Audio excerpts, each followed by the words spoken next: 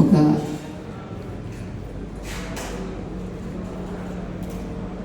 బాధాతప్తమైనటువంటి హృదయంతో ఇక్కడ కలవడం జరిగింది. శ్రీమాన్ ఎలమంచిలి లక్ష్మణ్ ప్రసాద్ గారు, వారి ధర్మపత్ని శ్రీమతి కనక దుర్గారాణి. లోకంలో ఒకనాడు మనం జన్మించాము అంటే మరొకనాడు మరణించక తప్పదు. జాతస్య ధ్రువో మృత్యు ధ్రువం జన్మ మృతస్య చ. ఇది మనందరికీ తెలుసు. పుట్టినవాడు గిట్టక తప్పదు, గిట్టినవాడు మరలా తిరిగి పుట్టక కూడా తప్పదు. అయితే పుట్టి గిట్టే లోపుగా ఆ వ్యక్తి తనలో ఉండే శక్తిని గుర్తించి తన నడత ద్వారా, తన ప్రవర్తన ద్వారా ఒక చరిత్రను సృష్టించుకొని వెళ్ళడం అనేది ఉందే, అది అందరికీ రాదు, అది కొందరికే వస్తుంది. అలా సాధించిన వారిలో, సంపాదించుకున్న వారిలో ఈనాడు శ్రీమాన్ లక్ష్మణ్ ప్రసాద్ గారి ధర్మపత్ని శ్రీమతి కనక దుర్గారాణి గారు ఒకరు. మాకు 30 ఏళ్ళుగా పరిచయం. ఎప్పుడో 30 ఏళ్ల క్రితం గాంధీ మున్సిపల్ హై స్కూల్లో ప్రవచనం చేస్తూ ఉంటే దంపతులు ఇద్దరు వచ్చారు. అంతే, ఆనాటి నుంచి ఒక చక్కని దైవీ బంధాన్ని ఏర్పరచుకున్నారు. చైతన్య తపోవన్ ఆశ్రమం పెట్టక ముందు నుండి పరిచయము. అది ఆశ్రమం స్థాపించి 30 ఏళ్ళు కావస్తూ ఉంది. అక్కడే వారు కూడా పిల్లలకి బాధ్యతలు అప్పగించి మేము కూడా వానప్రస్తులుగా ఉంటాము అని ఒక కాటేజ్ కూడా నిర్మించుకున్నారు. ఇంకా రాలేదు కానీ అప్పుడప్పుడు వస్తూ వెళుతూ ఉండేవారు. గతంలో 9 ఏళ్ల క్రితం వారణాసి మాతో పాటు వచ్చి 9 రాత్రులు వారణాసిలో గడిపాము. ఇక శ్రీమద్ భాగవత జ్ఞాన యజ్ఞాలు చేసేటప్పుడు దంపతులు ఇద్దరిలో విశేషించి మన రాణి గారు చాలా బాధ్యతలు, చాలా పాత్రను తీసుకొని పోషించేవారు. శ్రీ కీర్తి శిష్యులు ముమ్మనేని సుబ్బారావు గారు కూడా చాలాసార్లు అభినందించేవారు ఆమె యొక్క సేవ. అలానే కీర్తిశేషులు శ్రీ ముళ్ళపూడి హరిశ్చంద్ర ప్రసాద్ గారు కూడా అమ్మ ఆశ్రమాలు పెట్టడం అంటే మాటలు కాదు, దానికి భక్తులుగా శిష్యులుగా ఉండి నిర్వహించేటటువంటి వాళ్ళు, ఇలాంటి బాధ్యత తీసుకున్నటువంటి వాడు చాలా అవసరమమ్మా అని వారు కూడా అభినందించేవారు. ఆమె మా వద్దనే వాసుదేవ మంత్రం ఉపదేశంగా తీసుకున్నారు. ఇన్నేళ్లలో ఎప్పుడూ కూడా ఆమె ముఖంలో చికాకు కానీ కోపం కానీ మేము చూడలేదు. ఏ ఏ విషయాల్లో కానివ్వండి, ఆశ్రమ కార్యక్రమాల్లో కూడా ఏ పొరపాటు జరిగినా లేదా ముందు జరిగినా వెనక జరిగినా ఏమైనప్పటికీ కూడా ఆమె ముఖంలో చిరునవ్వు జరిగేది కాదు. ఈ మధ్య అంటే జూన్ 10వ తారీఖున మేమంతా కలిసి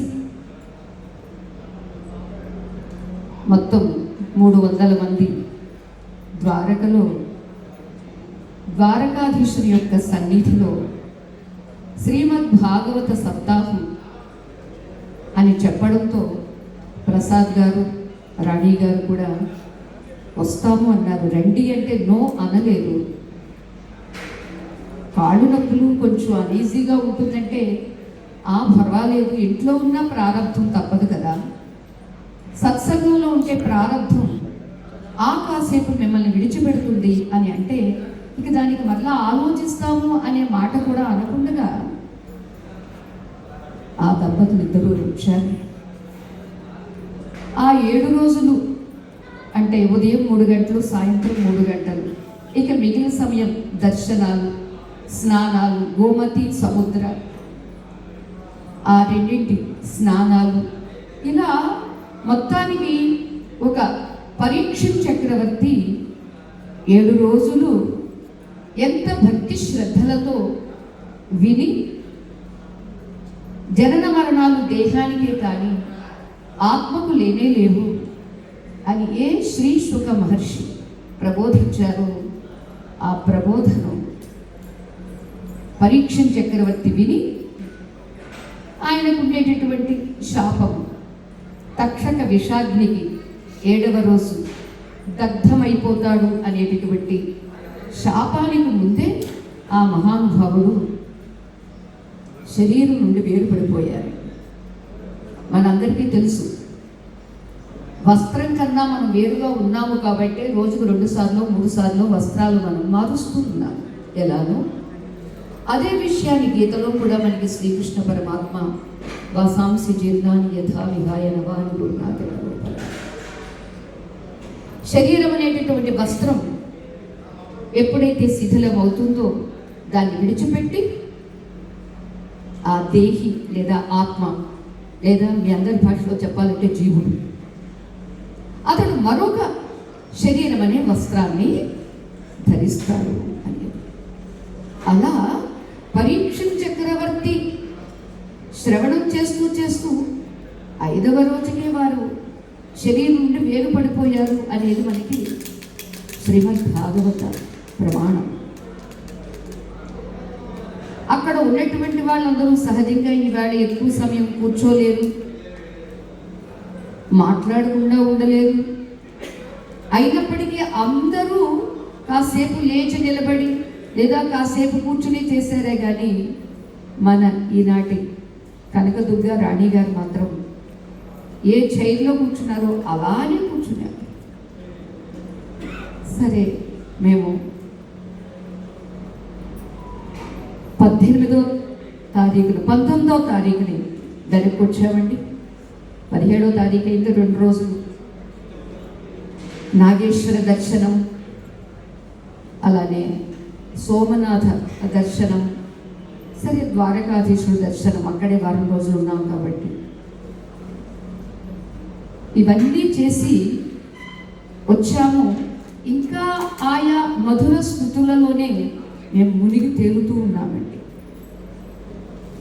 శ్రీమద్ భాగవతామృతం పానం చేసినటువంటి ఆమె చెవులు, అలానే సర్వ దేవతల యొక్క దర్శనం, ఎన్నెన్నో అక్కడ విశేష పుణ్యక్షేత్రాలు ఉన్నాయి.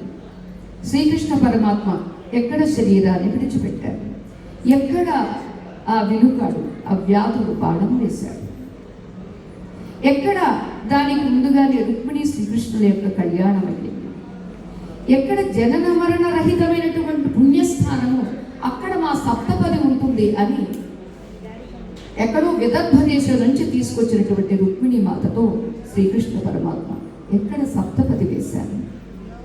మొత్తం ఇవన్నీ దర్శించుకొచ్చినటువంటి ఆ పుణ్యాత్మురాలు, పుణ్యశ్రీ మా దగ్గరికి మరలా యాత్ర అయిన తర్వాత వచ్చారు. అమ్మ, చాలా బాగా జరిగింది భాగవత సప్తాహం, నాకు చాలా సంతృప్తి కలిగింది, నాకు చాలా ధన్యత అనిపించింది అని ఒక ఏవి ఇక తీరాల్సింది లేదు, కోరుకోవాల్సింది లేదు, అన్నింటినీ పొందాము అనేటటువంటి సంతృప్తి ఆమె మాటల్లో పదే పదే ఫోన్లో మాట్లాడినా అదే మాట, దగ్గరకు వచ్చి మాట్లాడినా అదే మాట. అటువంటి ఆ వ్యక్తి, మేము శుక్రవారం రాత్రి దిగామండి, మళ్ళా తెల్లవారి శనివారం త్రయోదశి, దానికి 2 రోజుల ముందుగానే తిరుమల కూడా వెళ్ళాలి అనేది మా ప్లానింగ్. తిరుమల వెళితే బహుశా అక్కడ వెంకటేశ్వర స్వామి దగ్గరే ఆమె శరీరాన్ని విడిచిపెట్టేవారేమో అనిపించింది. వెంకటేశ్వర స్వామి ఎక్కడో అయితే ఇబ్బంది అవుతుంది అని అనుకున్న ఆ ప్లానింగ్ క్యాన్సిల్ అయింది. ఇంటి దగ్గరే భర్త చేతుల్లోని పిల్లల యొక్క ఆసరాతోనే ఆమె తెచ్చుకున్నటువంటి శరీరాన్ని విడిచిపెట్టారు. అంటే బహుశా ఇంత అదృష్టం ఎవరికి పట్టదేమో అనిపిస్తుంది. అటువంటి ఆ పుణ్యస్త్రీ, అటువంటి అదృష్టవంతురాలు అందరికీ చాలా ఆదర్శనీయము. అందుకనే ఆమె పేరిట ఆమె ఒక మధుర స్మృతిగా ఏ భగవన్ నామాన్ని నిపజ్జావళులు ఆలకించు చెవులు, నిన్నాడు వాక్యంబులు, నీ పేరం పనిచేయు హస్తయుగములు, నీ మూర్తిపై చూపులు, నీ పాదంబుల పొంత బ్రొక్కు శిరములు, నీ సేవపై చిత్తములు, నీపై బుద్ధులు మాకు నిమ్ము కరుణను, నీరేజ పత్రేక్షణాన్ని. భాగవతంలో శ్రీకృష్ణ పరమాత్మను ప్రార్థించినట్లుగా కనకదుర్గారాణి గారు అవన్నీ పొందారు. అవన్నీ పొందిన తర్వాత ఇక చాలు అని స్వామి అన్నాడు, చాలు అని ఆమె కూడా అనుకుని ఉంటారు. అటువంటి ఆ వ్యక్తి ఏ బాధ లేకుండా, సహజంగా మనకి పెద్దలు గురువులు ఏం చెప్తారో తెలుసా అండి? అనాయాసేన మరణం వినా దైన్యేన జీవనం, దేహాంతే తవ సాయుధ్యం దేహిమే పార్వతీపతే అథవా సీతాపతే రథాపతే. దీని అర్థం ఏమిటంటే, జీవితం ఉన్నంత వరకు కూడా ఏ దీనత్వం లేకుండా ఉండాలి. ప్రతి ఒక్కరికి జీవితంలో అప్ అండ్ డౌన్స్ ఉంటాయి, కష్టాలు సుఖాలు కూడా ఉంటాయి. ఏనాడు నాకు ఈ కష్టం వచ్చింది అని ఒక గురువుగా నా దగ్గర ఎప్పుడు తను శిష్యురాలుగా చెప్పుకోలేదు. అంటే ధైర్యం లేదు తనకి. ఇక నిరంతరం నామం చెప్పుకుంటూ వచ్చిన కాసేపు వెళదామురా అని భర్త అంటే కూడా ఇదిగో ఇదిగో అంటూ ఆ చేసేటటువంటి పనిని తొందరగా ముగించుకునే వెళ్ళేవారు తప్ప మానేసి ఎప్పుడూ వెళ్ళేవారు కాదు. మరి ఆమె యొక్క స్వభావం, ఆమె యొక్క సౌశీల్యం, ఆమె యొక్క సాత్వికత ఒక ఉత్తమ ఇల్లాలుగా, ఉత్తమ సతీమణిగా చెప్పాలంటే, ఉత్తమ శిష్యురాలిగా, ఉత్తమ భక్తురాలిగా, అలాగే బ్యాంక్ ఎంప్లాయ్ ఆమె. బహుశా ఆమెతో కలిసి పనిచేసినటువంటి వారికి తెలుస్తుంది ఆమె స్వభావం ఎటువంటిది అని. అంచేత బంధువుల కన్నా స్నేహితులే ఎక్కువ కనిపిస్తున్నారు. ఆ వేళ మాకు వాళ్ళే కనిపించారు, ఈవేళ కూడా వారే ఉన్నారని మేము అనుకుంటున్నాం. అటువంటి ఆ వ్యక్తి తన జీవితంలో తాను నడిచినటువంటి నడత ఏ ఆయాసము, ఏ శ్రమ లేకుండా, ఏ నొప్పి లేకుండా అంత అనాయాసంగా శరీరాన్ని విడిచిపెట్టారు. అది ఆమె అదృష్టం. సరే, దీనత్వం లేనటువంటి జీవనం, ఆయాసం లేనటువంటి మరణం. అంత్యకాలే చ మామేవ స్మరణ్ ముక్వా కలేవరం యః ప్రయాతి త్యజం దేవం స యాతి పరమాం గతిమని. మనకి గీతావాక్యం. బహుశా ఇక్కడ ఉన్నటువంటి వారికి కూడా భగవద్గీత తెలిసే ఉంటుంది అని అనుకుంటున్నాము. హిందువులు అన్నవాళ్ళు పూర్తిగా కాకపోయినా what is the essence of Bhagavad Gita అనేది తెలిసే ఉంటుంది. స్వామి ఏం చెప్తాడంటే, చివరి కాలంలో నన్నే స్మరిస్తూ ఎవరైతే శరీరాన్ని విడిచిపెడతారో అటువంటి వాళ్ళు నన్నే పొందుతారు. అందుచేతనే వారికి పొరపాటుగా నిర్యాణం అని వేశారండి. అది మార్చమన్నాము స్వర్గారోహణ. తెలిసి వెళితే స్వర్గాన్ని మేడ ఎక్కడం, తెలియకుండా వెళితే ఏమో ఎక్కడికి వెళుతున్నామని తెలియదు కాబట్టి జననము, మరణము, లేదా పుట్టిన తేదీ, నిర్యాణము అని జనరల్గా వేసేటటువంటి, లేదా జనరల్గా మనం అందరూ అనుకునేటటువంటిది. కానీ కనకదుర్గా రాణి గారి గురించి నేను చాలా ధీమాగా చెప్పగలను, గ్యారెంటీగా చెప్పగలను. ఆమెకు స్వర్గం, ఇంకా చెప్పాలి అంటే వైకుంఠం ప్రాప్తి. స్వామి చెప్పిందే ప్రమాణం. నన్నే పొందుతారు అని శ్రీకృష్ణ పరమాత్మ భగవంతుడై గీత చెప్పారే, ఆ గీతా వాక్య ప్రమాణాన్ని అనుసరించి ఆమె పరంధామానికి వెళ్ళారు.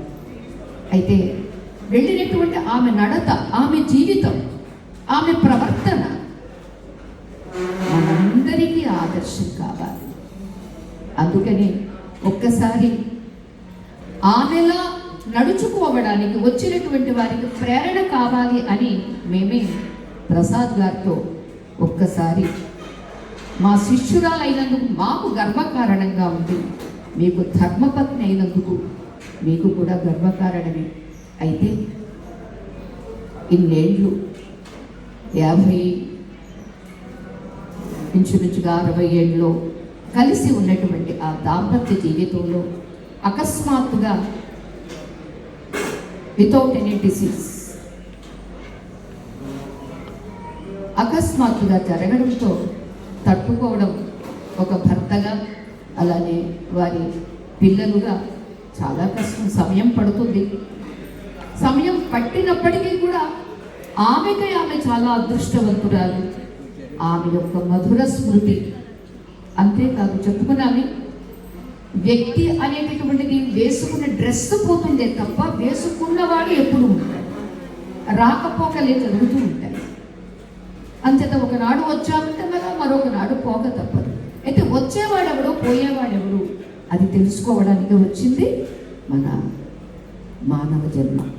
అంచేత ఆమె తెలుసుకుని వెళ్ళారు.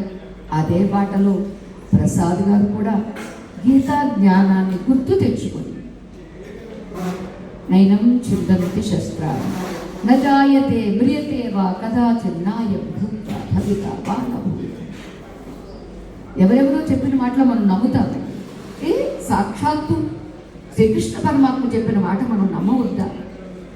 ఆత్మ ఒకప్పుడు కూడా పుట్టలేదు, గిట్టలేదు, పుట్టబోదు, గిట్టబోదు అని చెప్పారు. కానీ మనకి ఆత్మ అంటే ఏమిటో కంటికి కనిపించేది కాదు కాబట్టి అది మనకి విశ్వసనీయంగా నమ్మకం అనిపించదు. కనిపించేది శరీరాలు, పుట్టాడండి, అదే శరీరం పడిపోయింది, పోయాడండి అని మనం అంటున్నామే తప్ప పుట్టింది ఏది, పోయేది ఏది? కనిపించే పుట్టింది శరీరం, పోయేది లేదా పడిపోయేది కూడా శరీరమే తప్ప ఆత్మ కాదు అనేటటువంటి ఆ ఆత్మ యొక్క జ్ఞానంతో, వివేకంతో ఎవరమైనా సరే ఒక ఆపత్కర, విపత్కర పరిస్థితి వచ్చినప్పుడు కూడా తట్టుకోవాలి అంటే సత్యం తెలియాలి. ఆ సత్యమే శ్రీకృష్ణ పరమాత్మ చెప్పారు.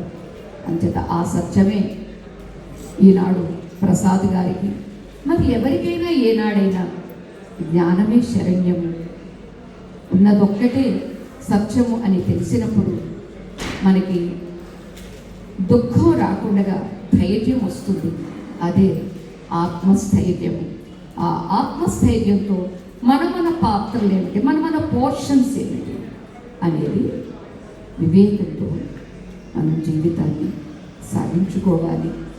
అటువంటి సాగించుకునేటటువంటి శక్తిని, భక్తిని, ధైర్యాన్ని మన శ్రీమాన్ ఎలమంచల లక్ష్మణ్ ప్రసాద్ గారికి, వాళ్ళ కుమారులు చిరంజీవి రవితేజ, కృష్ణతేజ, అలాగే కుటుంబ సభ్యులందరికీ కూడా భగవంతుని యొక్క అనుగ్రహాన్ని ప్రసాదించమని, అలానే మేము ప్రత్యేకించి దివ్యాశిస్సులు వారికి అందిస్తూ, ఇక రాణి గారు ఉత్తమ లోకాలు పొందాలి, పొందే ఉన్నారు, సద్గతిని ఆమె పొందే ఉన్నారు.